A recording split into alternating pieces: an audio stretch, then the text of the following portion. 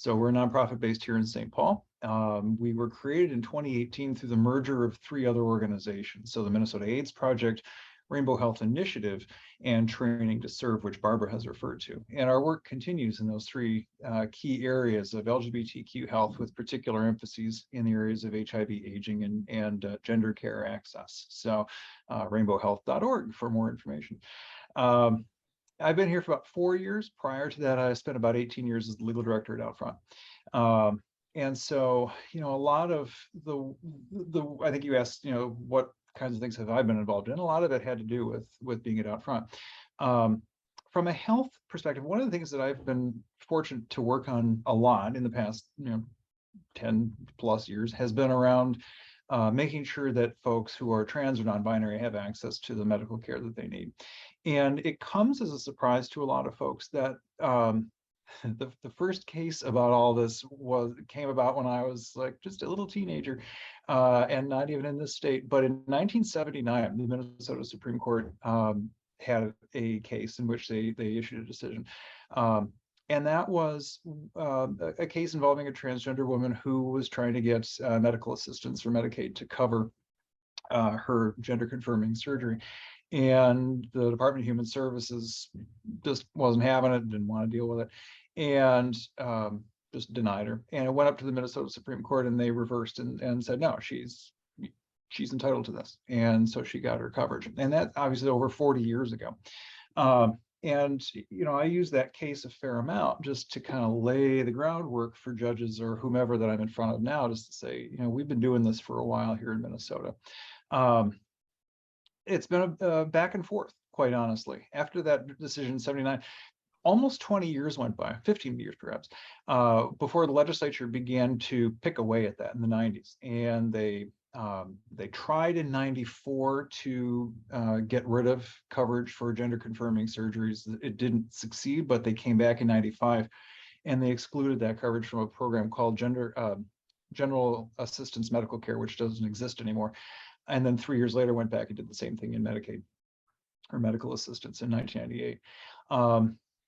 I was fairly new at Outfront when a case came through our door that ultimately ended up at the Court of Appeals in 2003, Minnesota Court of Appeals in 2003, where the court interpreted the statute that was in place fairly broadly in a way that not only won for our client, but also opened the door for several other people as well. Legislature, not too happy with that. Passed a law in 2005, which they sent to the governor, and I assume must have been Tim Pawlenty at that point, who enthusiastically signed it, that said, no, we're not covering any gender affirming surgeries, period, done, end of story. And that was the state of the law for a while.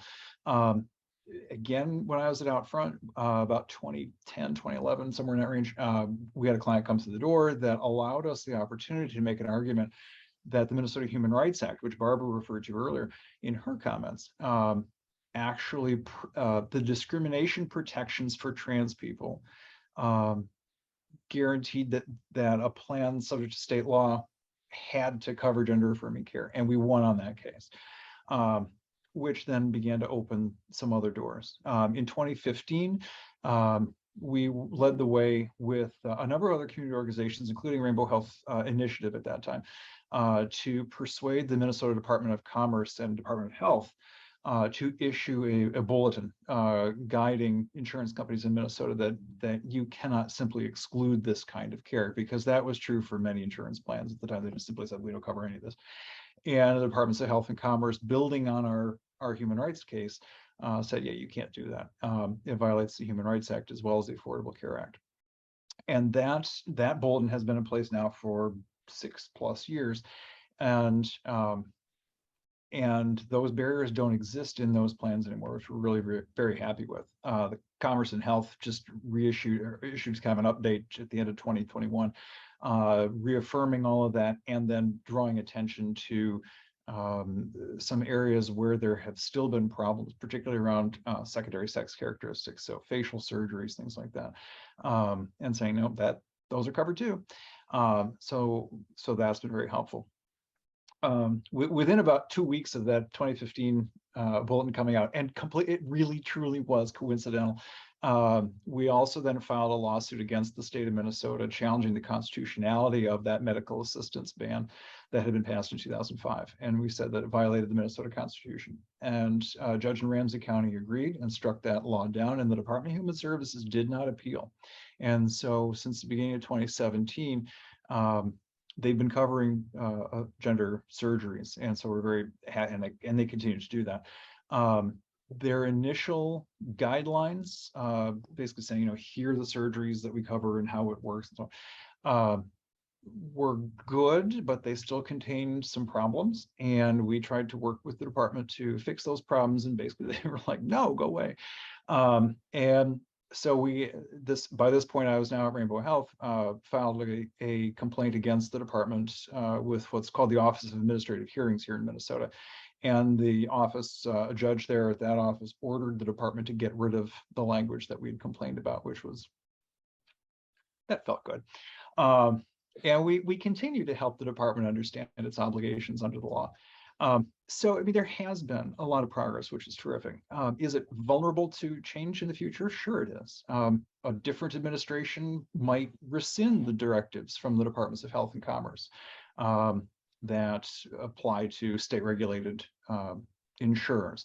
Now, my sense is that might be of limited impact simply because the bulletin simply explained this is what the law requires you to do, and it's not an independent source of regulation or something like that. So but is it possible? You bet. A future administration could decide that Ramsey County order that they never repealed, that's just a district court. We don't have to worry about that anywhere besides Ramsey County, maybe. And then we'd be happy to go back into court with them on that one, and we'd win. So, there are some potential issues that are still out there. One of the things that will help us, I think, in the long run, oddly enough, is the Supreme Court decision in Bostock versus Clayton County back from 2020, almost exactly 2 years ago, where they said sex discrimination includes discriminating against somebody because they are LGBT or T, and that opens a lot of federal doors as well. And yes, it's a 6-3 decision. There has been one change on the court, of course, Justice Ginsburg passing away and being replaced by Justice Barrett. I don't know that we yet specifically know her position on that. We might be able to guess it, but I don't think we know it. Justice Breyer is in his final few days on the court, and Justice Jackson will replace him fairly shortly. And I don't know if we know her position, but we may be able to guess that one too. So that decision is probably reasonably safe, unless Congress and a future president agree to change the definition of sex that you find in the statute. That could have an impact. But for the most part, I think we're in pretty decent shape on the stuff that we think of with regard to trans health access. I want to build on something that Barbara talked about with regard to older adults. One of the key problems that we work on here is the fact that the state of Minnesota, as good as it often is, collects extremely little data on LGBT people generally, let alone older adults. We've had conversations with the Department of Human Services where whatever the context is, we might say, and how does this play out for LGBT older adults? And they say, well, we don't really know because we don't really have any data. Well, maybe you could develop data. Well, we don't know if there's a problem. So why would we ask that question? It's a dog chases its tail for a while. The Department of Health back last year, I believe it was, when they launched that COVID vaccine locator portal on their website, they asked a series of demographic type questions of people. It was just to gather information. I don't think it changed anything with respect to where they directed you or anything. And among them were questions about sexual orientation and gender identity. And bless their hearts, the Star Tribune editorial board decided that, my God, we got to put a stop to that. And they issued an editorial saying, no, don't do that because you'll terrify the old people. Because apparently there aren't LGBT old people.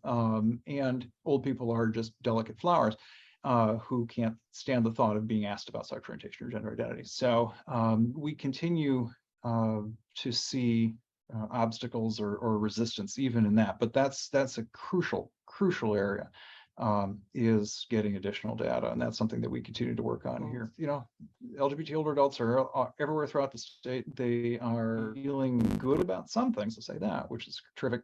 But there are still a lot of needs, and we can talk more about those if you're interested.